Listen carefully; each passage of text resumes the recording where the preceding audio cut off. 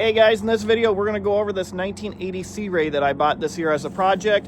I had hopes of getting it in the water, got caught up with other projects. I got a buddy that I went in on where he's helping me out on this boat, and the goal is he loves fishing and I love exploring and just being out in the water, usually with a beer in my hand.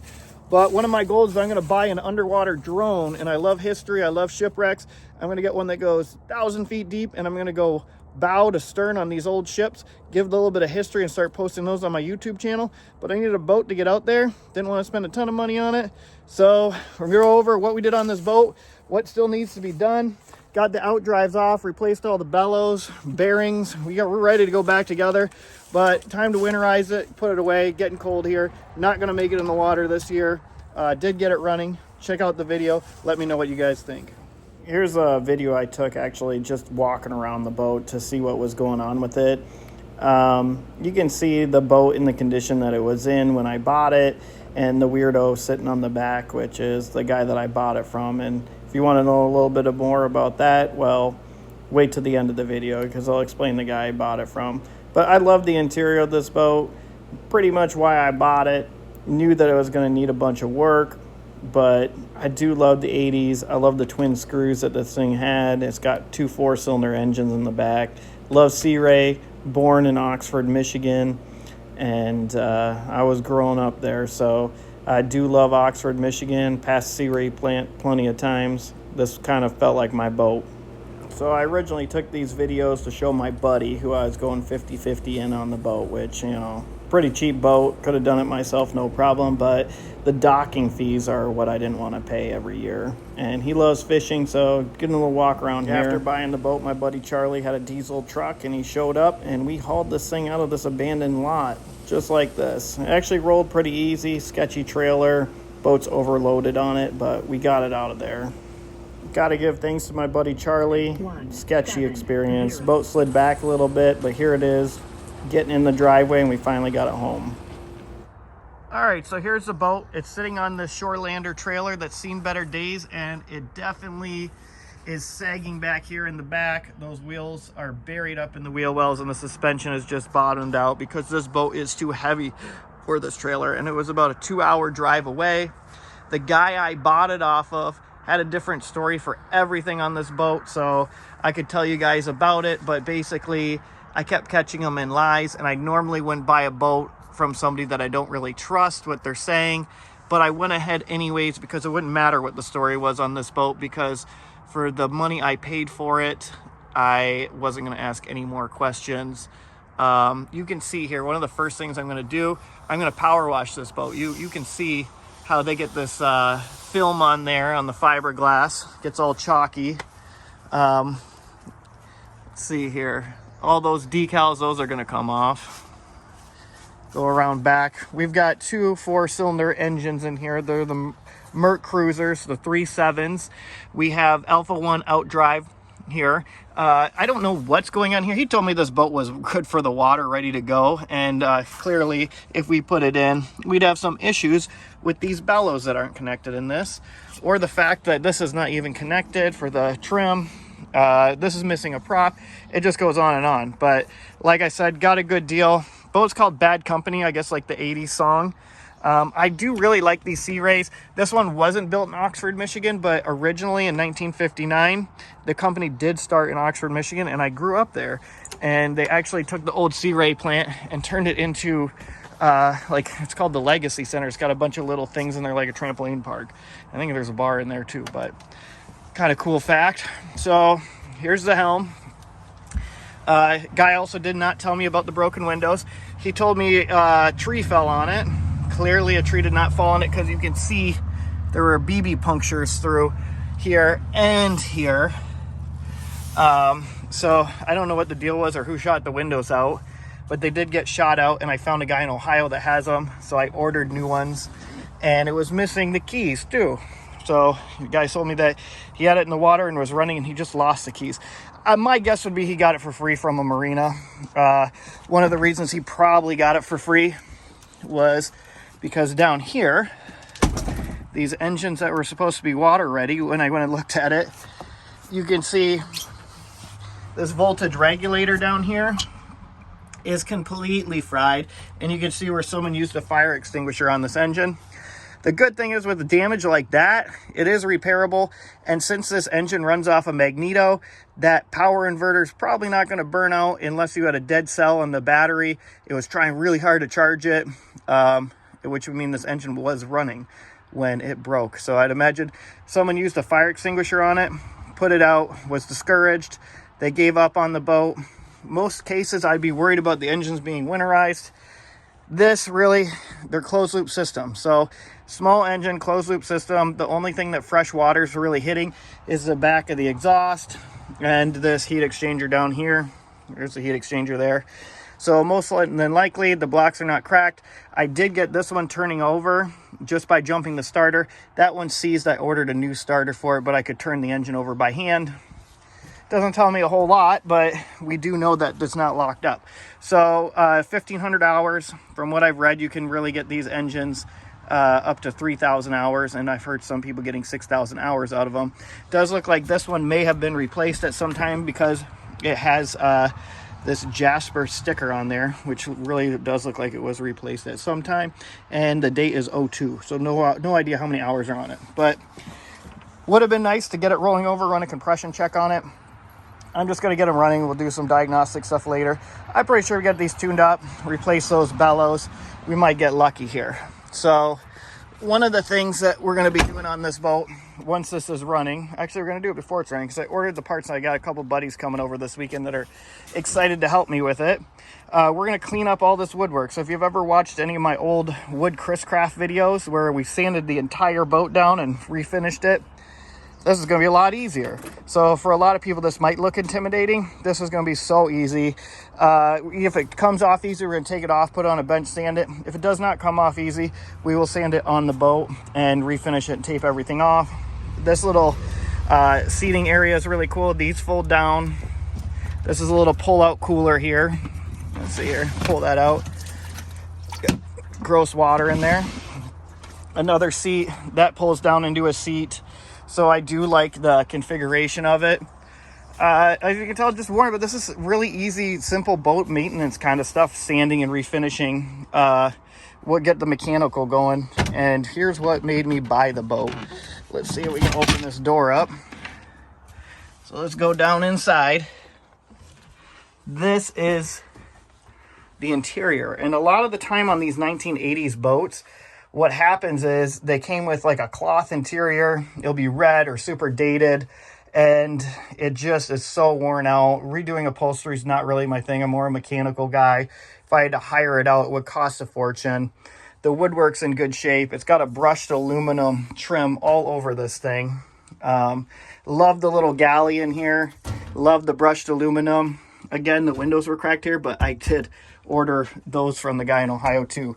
$400 for everything the boat had broken or missing I got from the guy in Ohio.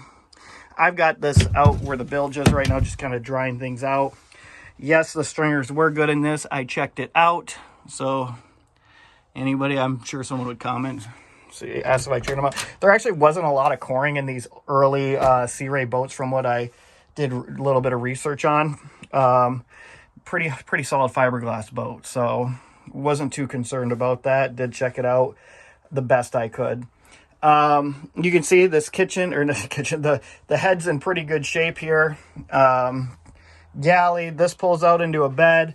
The V cabin's actually really cool because I don't normally see anything other than a curtain that divides the V cabin, and this kind of has a solid wood bulkhead with the sliding glass mirrors, and I do love it. So it's the vintage that I like and not the vintage I don't like. And what I mean by that is these colors are still very, they still jive, they still go. This white interior, the brown carpet. Yes, they're 80s, but they're the 80s I like, not the 80s I don't like, which if you kind of get what I'm saying, it's not the real funky stuff. Kind of like these vans. They're like brown, but not the brown I really like, so I'd repaint those a different color, but this one, it just goes with the white interior. So let's take a look on the deck here.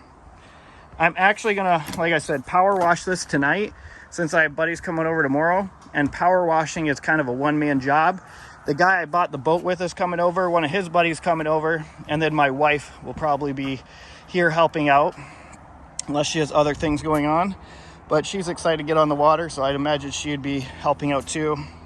For example, once I power wash it, this is going to look a lot better up here. You can see how grimy it is. Pretty much the whole hull is like that. Kind of hard to pick up on camera, but if I get close, you're going to see. And that's nothing, guys. So I've redone quite a few old boats, and the power washing part is quite satisfying. And you can see up here, we're going to redo all this stuff. Super easy. All these little wooden rails, probably teak. You could take them off, you could sand them, you could oil them, you could clear them. We'll have to decide what kind of finish we're going with when we get there. I don't really care, to be honest with you. That will get cleared in there because it was cleared before, but some of the stuff out on deck here, might just use a little teak oil. And then, yeah, heat gun, get these decals off. Obviously stuff like this that looks like trash, where they just use some tin or plastic and screwed that and siliconed it. We'll take this off. We'll make a nice little mahogany thing to kind of match. Maybe we'll utilize it a little better. It'd be cool to have a grill that would hang off the side and clip in here, and maybe a fish cleaning station that clips in over there. My buddy's got downriggers he wants to put on here, so it will be not just a party boat, but a fishing boat. But first, we got to get it cleaned up and running, and this is the walk around. So I just want to show you guys the whole boat. I'm sure there's a lot of Sea Ray 270s out there, and a lot of people would love to fix one up. So maybe this video will help you out. A little bit of damage there. Probably needed a bumper. So, all right, guys. I'm going to power wash it, and I'll be back with you.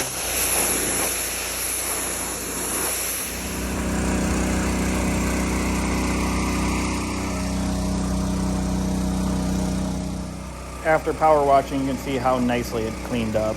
It actually turned out a little bit better than I expected, and then we did wax it after this, which you'll see in a minute. But do love the power washing because it brings this stuff back to life. Derek's getting all the stripes off. My boy Aaron's up here cleaning. We're actually getting it done, guys. You can see I wheeled a little section too. Just test it. Look at how beautiful that is. Ooh, letting that decal off.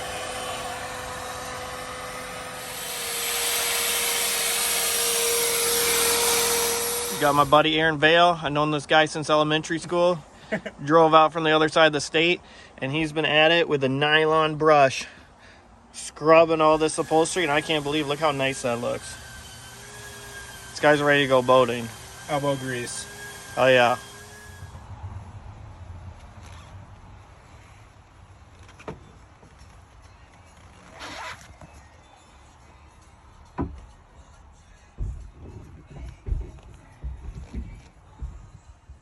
All right, now that I have some of the cosmetic stuff done, I've ordered the mechanical parts. They're in, and I'm going to jump back inside this engine compartment and wrap up what I started here just before we got the engines running. What I did before, I replaced the ignition coils with this high performance one. I put a rotor cap condenser inside this distributor here. Have the old wires because I actually ordered a kit for the Merc Cruiser, a little smaller liters, and I didn't realize that it would be because all the part numbers look the same, but the wires were different. So I got shorter wires that won't reach, so I'm going to have to order some universal long wires because I can't seem to find the wires right away that are pre-cut for this. But we'll get them. These wires work right now. I also replaced that burned out electrical thing. Redid some of the wiring. I got to just heat shrink those connections there. That starter looks a little old, so I'm just going to replace both starters. And underneath here, there's starter solenoids. See back there, they're kind of rusty. The starter solenoids I'm going to replace on both of them just so we get the electrical up to par. And like I said, the ignition switches were missing on this, so I'm going to go ahead and put new ignition switches on it.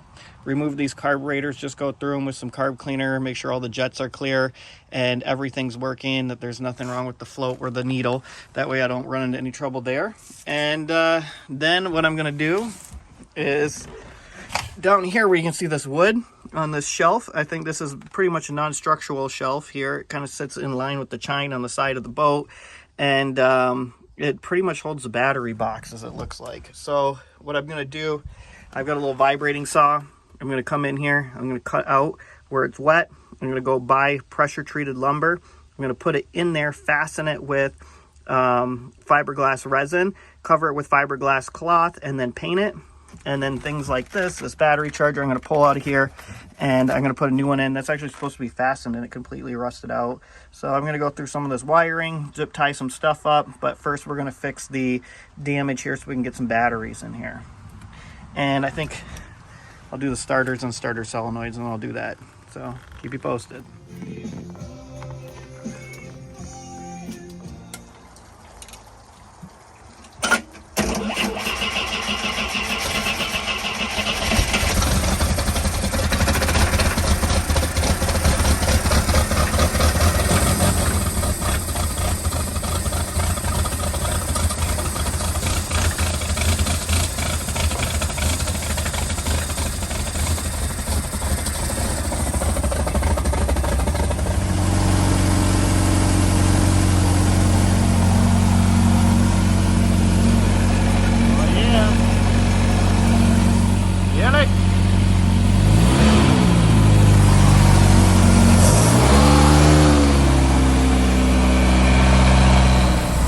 Derek, we got it going.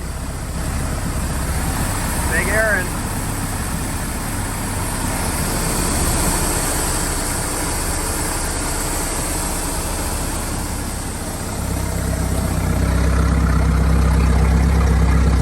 Okay, so we can label everything with markers. We gotta buy new seals for this. Clean this with a toothbrush tomorrow.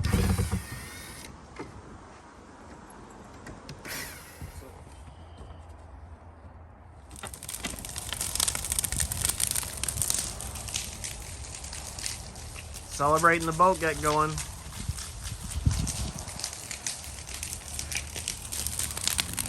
All right, now that we got the boat up and running, we're sanding down some of this woodwork and we're removing a lot of stuff just to make it easier to sand, get a better finish on it. Drilled some of these out and we have a mahogany here where you can make some little pegs and replace these later and sand it.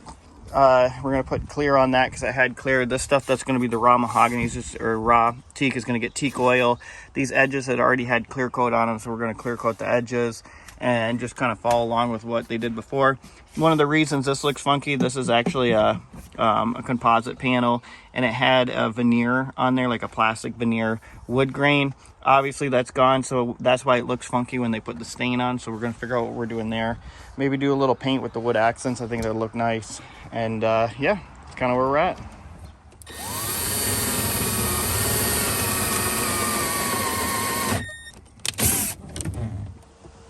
All right, now that these pieces are removed, I'm sanding them down. I'm hitting them with about a 120 to an 80 first, just to remove that heavy lacquer that's on the top. And then I'm going ahead and I'm finishing it off with a 220. This will get a exterior varnish on there. Just a clear coat, gonna do probably 3 coats of it. Then over here, this I'm just gonna scuff. This is that, it's a veneer wood, not even veneer, it's a composite board with a sticker. So, or a plywood with a sticker on it. So they had already put clear over it. I'm just putting a light scuff to get the clear on there. These are the seat backs that would drop down in the boat. This is the original one where the veneer is worn out. And I'm just going to cut new ones because the other one must have been damaged or replaced. It's plywood, it's delaminating and bent. So I'm going to make new ones. Just rip them through the table saw. I have some mahogany here that I can use to repair damaged and broke pieces. There's quite a few of them here, like this one snapped in half. That's simple. Just run the mahogany through the table saw, trace out where the holes are, and transfer it over. Here's an old piece of mahogany. It looks bad, but this stuff, it doesn't really rot. So just run it through the table saw and you can sand the top off or plane the top off and it will look brand new. I got a lot of mahogany laying around. I do woodwork, or not woodwork, pottery, and a wood kiln, fire it. I was doing one of the community colleges here, and they had me go down to a lumber yard down in Detroit where they were doing things for furniture, and they had some nice species of wood. These are the cutoffs from when they initially cut the wood into dimensional lumber, and they would give this to the college for free, and I set aside some of the wood that was in a bundle that was like mahogany and black walnut and some of the better species, and I figured it couldn't be burned even if it is for pottery. So I've used it on some of the Chris crafts I've redone, and you know, this type of stuff is just nice to have on hand, so especially for these little trim pieces. So I'm gonna go ahead, I'm gonna finish sanding, get some clear coat on here, and I'll keep you updated. So on these areas right here where they're just actual teak that has not been clear coated yet, I'm just going to use teak oil. Way easier to maintain, and you won't have to sand all these fine details. So let's go ahead and put that on, see how it looks. These are the jobs I love because they're just so satisfying. It's like instant gratification putting stuff on like this. And that just looks awesome. Go ahead, I'm going to do the rest of that teak stuff, and then like I said, sand and clear coat the rest of the parts of the boat here. I think what I'm going to do is up here on the door where they had the sticker and it was on there, I'm going to sand that lightly. After this is finished, tape it off and then just give it like a light brown spray paint on the inside, and I think it will look clean and nice. And all these panels need to be done like that, so we need a simple solution. Want to get on the water. Now I normally would take pieces like these off, and we did take a lot of pieces off, but just for the time's sake of wanting to get this boat in sooner than later, I'm just very carefully sanding and then applying the urethane on here. It's actually varnish, and then we'll sand it with 220 and we'll do 3 coats, and this will just look fine. I've already worked on this. This is the center we're going to paint, so I'm going to do the clear coat first, tape off, spray paint, and then just call this done. I took off the door and stuff. I don't want to take off everything. It gets a little messy. All right, Derek took home some of these side panels, like the ones under the windshield here, and they held the speaker kind of. There was a little cabinet under here, and those little tin strips he took home. He's going to work on making wood pieces out of that, and was working on just finishing all this stuff and cleaning it up. I'm going to get the paint on after I get all the clear on there, and I've got all the other wood pieces taken apart on benches over here, so shouldn't be long. I'll finish these up in a few days and the wood will be back on the ship. All right, I'm working on doing some of the woodwork, and as I talked about, these center panels all over the boat originally had a laminate, just like you can see down there, where it had a wood grain to it. That one's faded as well, but the ones that are on deck definitely got more UV exposure, and they faded till there was nothing there. You can tell somebody had sanded them before and then done some clear coat on them thinking that they were natural wood. Probably, that would be my guess, and then just saying screw it and then redid it. So you can see it again over here where the clear coat came off, and you can just see that. Originally, I was even fooled by it. I thought that it was wood, just need to be sanded, but it is a laminate board or a plywood with basically a sticker over the top. Natural mahogany all the way around. That sanded up nice. It's going to need another coat. I have 2 on here. You can start to see a little bit of depth coming out, but here where it's just the grain was raised a little more, it's going to need another coat to give it that glass depth that you would get out of something like this. Basically, I've been finishing it with a 220, so you don't have any sanding marks. It's still smooth enough. But I got a rattle can with the same color as the boat, pretty close. And I was going to do the center panels and that just to blend it all together, so you'd have the mahogany trim, and then instead of that sticker that's worn out, you would have just the same color as the boat, kind of tie it all in together. Did a quick little sample area. What I had was a bunch of fish eyes. The reason the fish eyes are there is because I put so much silicone on the borders of this, which I had to scrape out with a knife. It was actually pretty awful. You can kind of see some of it down in here where I wasn't able to dig it out. It was just gobbed all over the boat. You can see it here. So we got to take all these things off, get that silicone out. But what happened was the silicone or a silicone spray was in the air. It gets on the panel, even though it was sanded. These are called fish eyes. The fish eyes happen.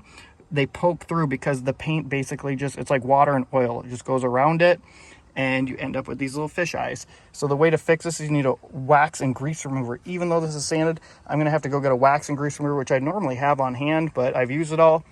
Wipe it down. A little disappointing because I was hoping to get this done tonight, this sample panel, and really just look at it and see what I liked about it.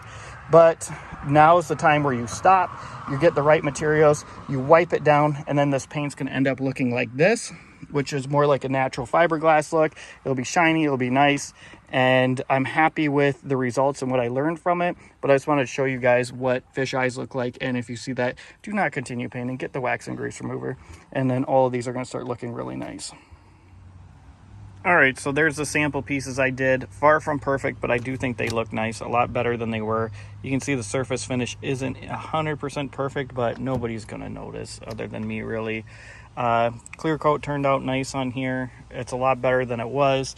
I did end up having to use the wax and grease remover, and I ended up switching from the brown paint to the paint that kind of matches here.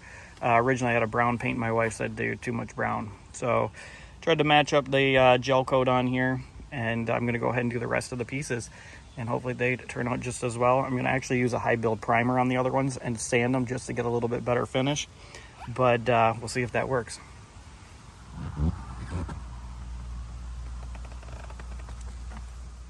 So for the parts I'm not putting varnish on, I'm putting teak oil on. These are the ones that are mainly on the deck that see a lot of sunshine all the time, so they're getting those UV rays. This is one that I put one coat on. You can see it doesn't have the luster that you're gonna have with putting 3 coats of clear on, but it does oil the wood like a butcher block, and it looks great. And you can see this is after it's been sanded and it was quite weathered. So that's gonna absorb up. I'll put a couple coats on and fasten those back to the boat. Here is the door before. And remember, that's fake wood on there, and that's real mahogany on the edges. And that is a chicken. I'll give you the door after in a minute. And there's the door all cleaned up. It's a little premature to start putting things back on the boat, but this little plaque went right here, and now that I've got this little area kind of cleaned up and looking better, I want to put it back just because I feel like it will get lost in all the chaos here. And before I put it back, since this looks like it's bronze, I'm going to go ahead and I'm going to wire wheel it, and then I'm going to polish it, probably with a little bit of red rouge, and put it back on. Let's go ahead and do that. And I think that's just like the little pieces of satisfaction, like the instant gratification you can get from doing things like this.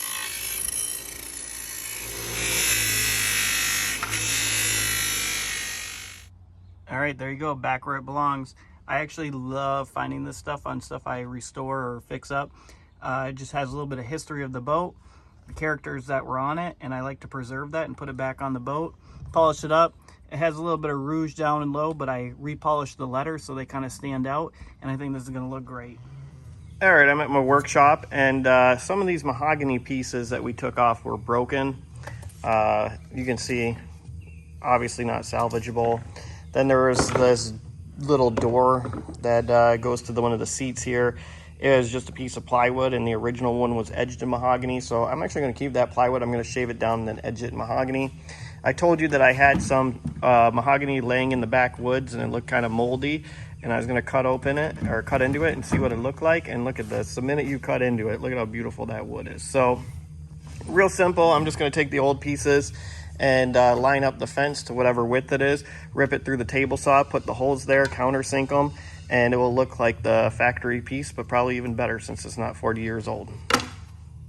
Yep, just like that. In a few minutes we have nice wood pieces made out of this scrap wood that I picked up. So got to keep that old mahogany around, guys, especially if you're working on old wood boats. All right, now I'm just going to wheel anywhere where the woodwork was, because it'll be hard to actually wheel up to it. So I'm going to wheel it, put the woodwork on, then wheel around. Down here where you can see this wood on this shelf, I think this is pretty much a non-structural shelf here. It kind of sits in line with the chine on the side of the boat, and it pretty much holds the battery box, as it looks like. So what I'm going to do, I've got a little vibrating saw. I'm going to come in here, I'm going to cut out where it's wet. I'm going to go buy pressure treated lumber. I'm going to put it in there, fasten it with fiberglass resin, cover it with fiberglass cloth, and then paint it. All right, I cut into it and it's still soft, so I'm gonna have to keep cutting a bigger square out of it. This side I did find solid wood in there, so I stopped cutting there. But what I'm gonna do now, I'm gonna cut a pressure treated 1/2 inch lumber that I got. I'm going to measure this out, then I'm going to cut it, then I'm going to trace that on there. It'll be slightly larger, then I'll recut it. It'll be a perfect fit. So, fun.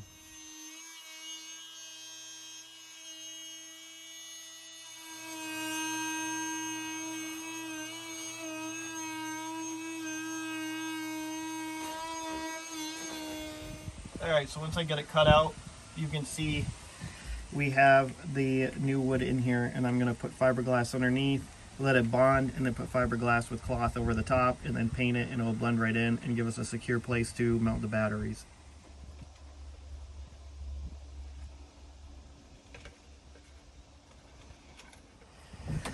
All right, now that we got the wood in there, on top of the fiberglass resin, we're just using some batteries, ironically, in the battery tray. We're using the batteries to hold down the wood. Once that cures up underneath this wood, we're gonna be able to cover that with the actual fiberglass resin and the cloth. blend it in and paint it, we'll have a solid base to bolt these batteries down. Got Derek here. We just did the messy part, and this is called the messy part because it gets messy quick. Fiberglass resin, fiberglass cloth. We cut it into little squares, put it in this paint tray, use the foam roller to penetrate into the actual cloth. Then he carefully handed it to me, and then I laid it strategically in here. There's a couple layers over top of each other, and we sanded the perimeter. So you can see that's gonna bond really well. Then we'll just hit that lightly with a sander when it cures, and try to match up the bilge paint, and we're gonna have a great place for these batteries to sit, and it'll be nice and sturdy. And that's not the perfect repair. I would have liked to cut it back a little further, but it's actually a pretty good repair. It's not like, it's not half-assed, but I would have liked to go further. You just got to figure out where you're gonna stop at, and that's where we decided to stop. So cut it back to where the board was pretty solid, and then just repaired it kind of factory style here. And biggest thing with this, guys, preparation. So if you start mixing your resin, you don't have your cloth cut, or you don't have enough cloth cut, that's where it gets messy quick because your hands are all gooey. Go ahead and make sure you cut enough cloth, mix up just little batches of resin at a time, and take it in small bites, because the last thing you want is a bunch of resin all over your boat. We're gonna go ahead and do this other side now, and this job will, at least the hard part will be done.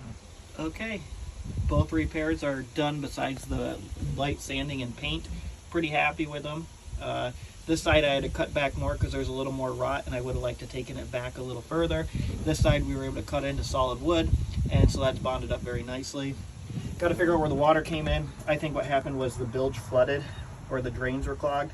You can see there's a plug right there. Probably let the water in.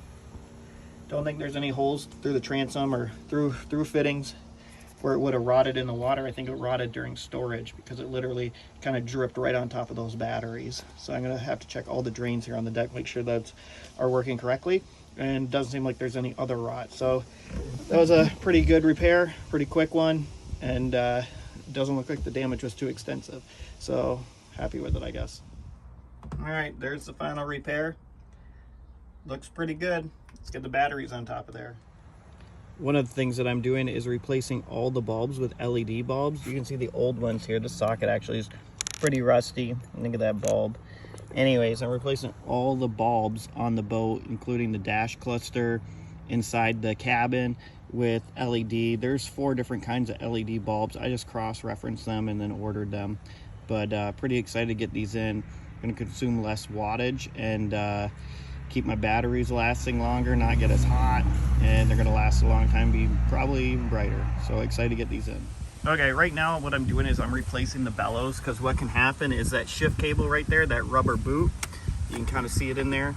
If it gets hard, cracks, it leaves a hole into the boat, and then your bilge fills with water and your boat slowly sinks if your pump can't keep up. So you've got the exhaust bellow on the bottom, and you've got the drive shaft bellow here.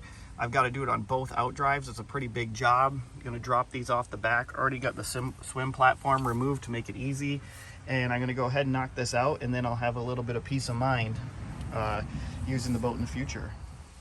All right, that was pretty easy. Got both out drives off. You see, got a shift linkage in here. I got to undo, pull the shift linkage out. Then I can remove this, and you got to pull those trim sensors off and undo some bolts. Kind of weird, something going on with the exhaust manifold. Looks like a mouse maybe made its home in there. Don't know how far up it got. Kind of weird. But yeah, got those off, and I'm gonna clean them up, replace these bellows. Fun stuff. Back here trying to remove these parts to get the bellows out. There's the bellows in there. So this gimbal has to come off, and this hinge pin, that's what they call it, I guess, comes out. It's stripped right out. This like feels like it's tight, but the minute you start spinning it, it strips right out. So now I'm stuck with trying to weld it. I got my welder here. I'm gonna put this, I just went and bought a brand new one. I'm gonna put it on here. I'm gonna weld that on there, and then hopefully it will be mechanically bonded, and maybe the heat from the weld hopefully break this thing loose. Kind of disappointing, but it's one of those things that makes a hard job even harder.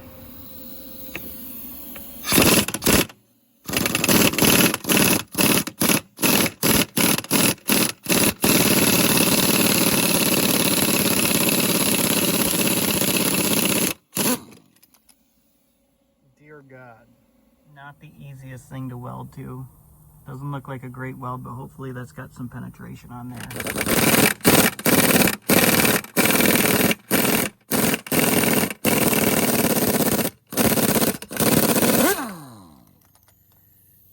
That could have been easier. It sucked. All right, that was a little bit difficult. The bellows are off now. And of course, trim tab sensors were ruined, so those have to be redone. And it looks like there's a holding clip, which is completely rusted away. So I have to get a new one of those. And then this bellow leaked, so you can see that bearing's bad. So we're gonna pull that bearing out in a minute. All right, we got this special puller tool here. And it goes in there, and then it expands, and you can pull the bearing out. We're gonna do both bearings. So we got them. We got the tools, and we're in here right now. Come on. I don't have to lift my leg up. You want me to do it? Here's a little update on that starter that I put in. This is the one on Amazon, and it's much smaller than the marine starter that was in there, but it said it would do this application fine. And a lot of people recommend it because it's easier to get in and out than the big one that's like twice the size. But unfortunately, I used this once and it didn't work again. So I'm pulling it back out, and I had the original one rebuilt, and I'm gonna go ahead and put the original one back in now. All right, finally working on the boat again. It's been a while. Got caught up with other projects, so this boat is probably not gonna see the water much this year. If it does, it's just to burn some of the gas out. But before we go through that process, we gotta get the outdrives off. Or I mean the outdrives back on, and I gotta replace this starter again. If you remember, I put on that smaller Volvo starter that I got off Amazon. Well, it didn't really pan out because it just wasn't strong enough. The starter bolts that go in here are stripped out. It's aluminum block. They were stripped out when I got it. The bigger starter was supported by a bracket that goes on the back, and that was the only thing really holding it in. So when I put that smaller starter in, once that ring gear hit, it just kind of pushed off. So what I'm gonna do, I'm gonna helicoil those. The only way I can get the helicoil in there though, drill these out and put it in, is if I remove this manifold. So I've got to go ahead and I'm gonna remove this manifold, drain all the coolant out. Right now there's just water in there because it was empty when I got it, if you remember. Get the water out of it, put the starter in, helicoil it, put the manifold back on. So a little bit of a step there, but that's what we got to do. There we are, guys. Got that manifold off, and I'm not gonna lie, that is some pretty heavy castings. I'm getting old here. So pulled that off. My back feels it. I'm gonna have to go get a scotch now. I'm gonna plug these up with some rags. My buddy's got the helicoil kit, and I'm not gonna be able to put him on there until he comes out of the woods or wherever he's frolicking. Meerkat, how do we do? Yeah, we did good, Meerkat. She loves the boat. She's always up here working with me. So we're gonna go ahead, and when my buddy comes back, we'll helicoil that, get these manifolds back on, get the outdrives on, and we should be looking pretty good. Should be water ready. I know I do have a hole in one of the trim tabs over here and one of the hydraulic lines, so we'll fix that and we'll see where we're at. All right, thanks for watching this boat saga, guys. I will post a new updated video when we get it in the water next year, and hopefully we'll be making those underwater drone videos checking out the shipwrecks. Hit that subscribe button. All right, guys, so this is your bonus material and a fair warning of who you buy stuff from, and a little story on the background of this boat. So initially I was looking for a boat that was fiberglass. I'm traditionally into wooden boats. I love wooden boats, especially Chris Craft. I wanted a fiberglass boat, and Sea Ray kind of struck a chord because I grew up in Oxford, Michigan, where I saw the original Sea Ray plant. So I was looking at Sea Rays. A little less maintenance being a fiberglass boat. I like the older boats. I like the twin engines in it because if something breaks down, you're on the St. Clair River. Well, if you have one screw, you're kind of stuck. You're screwed, really. You're going back on the river. 2 screws, 4-cylinder, a little bit easier on gas. You could run one, you could booze cruise it, you could still get out there and get back. So I like this particular boat. It was originally listed, I think he wanted like $4,500. It's a little outlandish. I saved it in my thing. I think I messaged him, called him. He gave me a story about how he was in the marina. He was driving it around. He bought it from the marina, perfectly working boat. And then he stored it at his buddy's house. A little weird though, because his buddy was an hour inland, and moving a 30-foot boat with a 10-foot beam inland an hour where you have to pull a permit on that sketchy old trailer without brakes, that's a little strange. So weeks went by, saw the boat again, dropped in price, $2,500. So I messaged him again, asked for his number. I didn't save his number because I messaged a lot of people. Called him, thought I was a totally different guy. Didn't remember that I had called him before, and he had a totally different story. So he told me that the boat needed a little bit of work this time, and that his wife got sick and it was at his buddy's house and he wasn't able to fix it up. Okay, so got a little clearer picture on it. Called him back another couple weeks later, and his story changed again. So it was his wife was fine, the boat needed a little bit of work. He had a buddy that was a mechanic. The mechanic came out, then his buddy's wife got sick, or the mechanic's wife got sick, couldn't finish the job, and now it's just sitting there and he needs to get out of there. So I'm like, whatever, I don't care what the story is, I'm gonna go down there, I'll check it out. Drove down there, checked it out. The boat obviously hadn't been in the water and it needed a ton of work. So I beat him up on price, offered him $1,000 for it. He wanted more. I think I met him kind of in the middle, more or less, at $1,200. But when we shook hands, he goes, when you get this home, if it's running and going perfectly smooth, you owe me another $500. I'm like, I don't know if I can take that deal, but if it does get home and it runs fine, because I can tell you it's not, I'll give you another $500. So weeks go by, he kept calling me every week. I talked to him, give him a little updates on it. And finally I told him, hey dude, this thing isn't gonna go the way you think it is. I did a little more research. The lot that I bought it off of, that was supposedly your buddy, is just an unknown character to you, where you found him on Marketplace. He got it from the marina, so that story is true. The guy realized it was too much work, decided to sell it. The gentleman I bought it from him, realized it was too hard to transport, and then tried to resell it right off the lot so he didn't have to deal with it. And that's where I come in. I buy it. I'm not complaining about the price that I bought it at. I'm complaining about the lies that he told about the story. Because like, all I want is a little bit of honesty. If he was honest about the whole thing, I probably would have paid him the extra $500 up front. Anyways, I'm going to play the voicemail that he finally left me after not picking up the phone for a little while because I was just annoyed with the guy.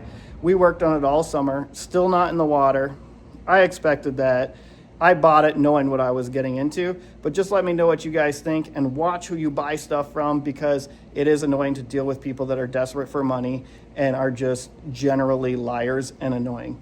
Listen to this voicemail. Tell me if I'm in the wrong, guys. Just a little more to add on to that story, guys. Here in Michigan, boats are everywhere. We are the Great Lakes state, so you can often get boats free from a marina, and it's pretty common for people not to pay the marina fees, and then the boat becomes abandoned. The marina gets it. If it's an running condition like this one was, where it was a fire extinguisher that was used on it, somebody can pick this boat up at an auction for a few $100s if they just remove it, because smashing up a fiberglass boat, there's not a lot of recycled material in there that you can actually use. So there's not a lot of value there. So basically what happened was the guy that acquired the boat probably got it from the marina, transported it to his property, and then the guy I bought it from bought it off that guy, realized it's too hard to transport, and here I am with the boat. Just wanted to give you a little more insight on that. Well, Ben, I've been trying to get back in touch with you, and you said you're a man of your word, and you keep avoiding me, it looks like. So maybe you're not a man. Maybe you're just a young boy that don't know how to act like a man, but your word doesn't mean anything. That's the difference between a man and a boy. So you're going to have some kids that are going to be in bad shape trying to learn from that kind of nonsense. But anyways, sad to hear. So after I got that voicemail from the guy, I actually did call him back, and I left a voicemail to him saying, hey, this is your boy. This is your boy, Ben. And he never did call me back. I normally don't like to put a lot of drama in my videos, but I thought that was like a little bit of character to the whole story of the saga of the boat. Definitely watch out who you buy stuff from, guys. People are liars out there. They make stuff up. They want to sell something. I knew what I was getting into, like I said before. It's just an old boat. You get them for free out here in Michigan. But we are working on it. We're going to get it in the water. We'll have tons of fun with it, and I'll update you guys with more videos. Can't wait to get that underwater drone, explore some shipwrecks, put them out there. Love history, like I said. So watch my other videos, do tons of old cars, done lots of classic wooden boats, and hope you guys enjoyed. Let me know what your thoughts are, and see you on the next one. Smash that subscribe button, guys.